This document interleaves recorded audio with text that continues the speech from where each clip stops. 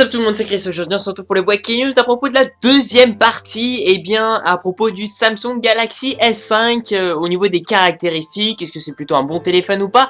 On a vu quand même pas mal de choses dans cette première partie, puis là on attaque la deuxième. Elle va se conclure en fait dans cette vidéo là, puisque techniquement voilà, je vous ai en fait un peu tout dit avec ces deux petites vidéos. Donc si vous n'avez pas vu l'autre vidéo, allez chercher un peu tout ça.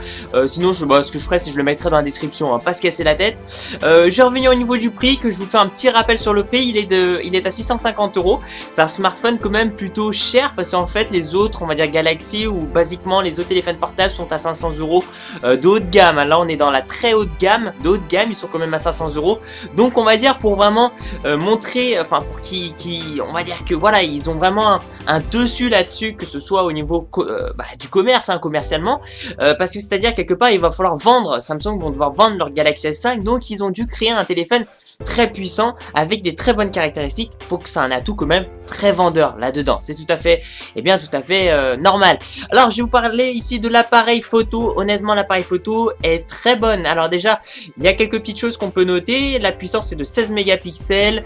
Pour moi, à partir de 10 mégapixels, ça suffit largement. Au-dessus, pour moi, honnêtement, ça sert pas à grand chose. Et peut-être pour les photographes ou les choses comme ça peut leur servir. C'est de la ultra haute définition, là, on rentre. Donc, c'est de la 3840 x 2160 pixels, si je dis pas de bêtises. Soit ça tourne en 30 fps, en gros 30 images par seconde si vous vous enregistrez, bien sûr, en vidéo. Du 30 fps, c'est plutôt raisonnable. C'est-à-dire qu'on se retrouve vraiment avec une très bonne qualité d'image en tant qu'appareil photo. Ou en tant que système vidéo, on se retrouve avec une assez bonne fluidité. C'est tout à fait potable. Par contre, c'est vrai que le smartphone en lui-même fait 16 Go, donc il va être très vite utilisé. Si on prend des photos ou une vidéo en 16 mégapixels, les gens, votre carte mémoire, à mon avis, là, elle va cramer, quoi. Elle va prendre feu. Donc quelque part, c'est bien.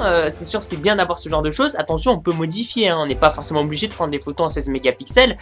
Donc, c'est un très bon bonus là-dessus. Mais moi, à mon avis, 10 mégapixels ça suffit largement. Après ça dépend des personnes, forcément.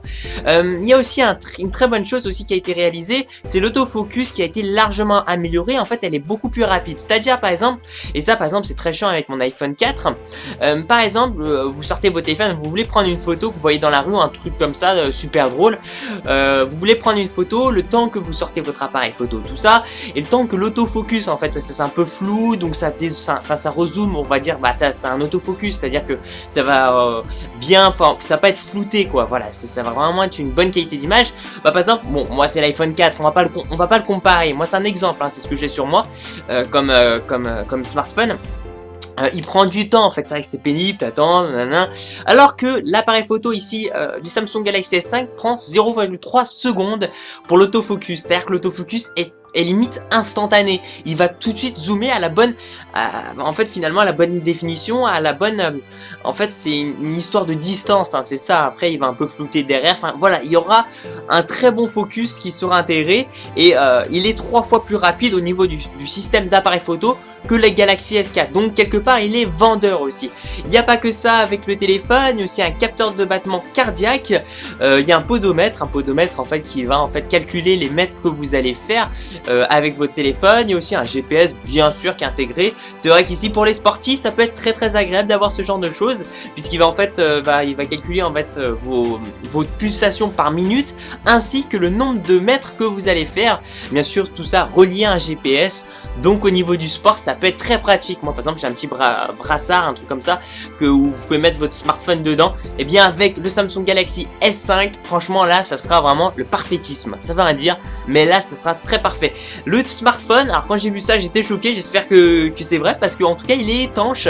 J'avais plus d'informations comme quoi il était étanche sous 1 mètre, pas plus de 30 minutes. Alors oui bon, on peut pas le mettre aussi pendant 24 heures sous l'eau aussi, il va pas aimer le téléphone, mais en tout cas il est étanche et ça c'est un très bon plus. Par exemple sur iPhone tout ça c'est plus des protections qui sont étanches, mais les soucis c'est que en fait les protections sont assez épaisses, alors qu'ici pour le Samsung Galaxy S5 il n'y a aucune protection nécessaire, puisqu'en fait le téléphone est fin de 0,8 cm et donc il comporte en fait cette façade là d'être étanche, ainsi que de ne pas pouvoir on va dire attraper plein de poussière. Donc on va dire il est anti-poussière et anti-eau. En gros il est étanche, voilà, et vous n'allez pas pouvoir le salir votre téléphone puisque il a été fait d'une ergonomie, d'un design spécialement conçu contre ces deux grosses catégories qui finalement peuvent provoquer un peu un état catastrophique au niveau de votre smartphone. Il y a aussi un système de reconnaissance biométrique, c'est-à-dire que votre téléphone peut faire empreinte digitale, soi-disant aussi Touch ID, excusez-moi, de chez Apple. Voilà, merci pour tous les gens, c'est terminé avec ce smartphone-là. Dites-moi ce que vous en pensez tout ça dans la barre des commentaires. Merci de mettre un petit j'aime à la vidéo, ça fait super plaisir, surtout de me suivre sur la page personnelle, puis je vous dis à la prochaine, ciao ciao.